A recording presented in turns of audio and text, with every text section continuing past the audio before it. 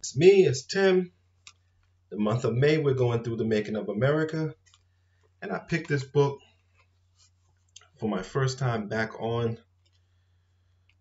to YouTube, which I'm also using these for my Patreon patrons. I use this because America's being remade again. And so I want to go back to how it was made so we can understand the different groups and strains of political and social mindsets or mentality or philosophies that are playing out in our lives. And I've been going through certain people. We did Thomas Jefferson, we did Andrew Jackson, and now I'm going to do Benjamin Banneker. Very important. A man in full. No one doubts that Benjamin Banneker was a remarkable man, but there is some debate over the exact extent of his achievements. The grandson of a freed slave named Banneker, Benjamin was a farmer, mathematical wizard, and a self-taught surveyor. He showed mathematical promise from an early age despite an impoverished upbringing and a rudimentary education. At age 21, he was given a Swiss pocket watch, which so fascinated him that he took it apart, drew its parts, then recreated them from wood. The resulting clock struck on the hour until his death.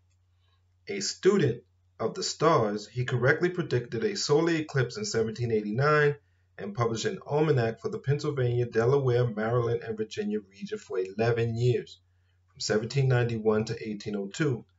The 1795 title page is above, with an alternate spelling of his name. I'll show you that picture later. Banneker's expertise as a surveyor was known to George Washington, who hired him to help survey the nation's new federal district in 1791.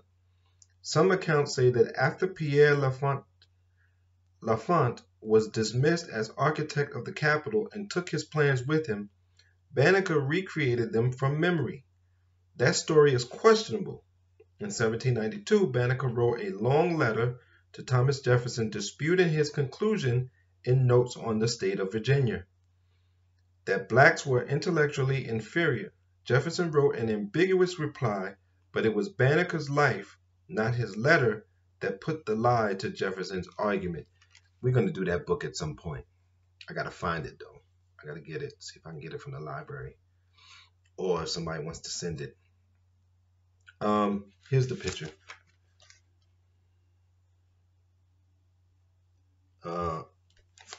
Probably Benjamin Banneker. And the quotation is, "We are a race of beings who have long labored under the abuse and censure of the world." And that's still the case. And there's two things. One, we need to study and we need to expand our minds. That's one.